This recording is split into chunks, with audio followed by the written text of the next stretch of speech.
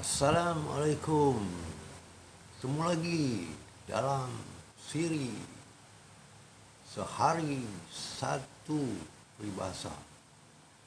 Hari ini kita bawakan satu peribahasa yang berbunyi sudah terang lagi bersuluk. Maksudnya sudah nyata, terbukti, tetapi masih lagi buat pertanyaan.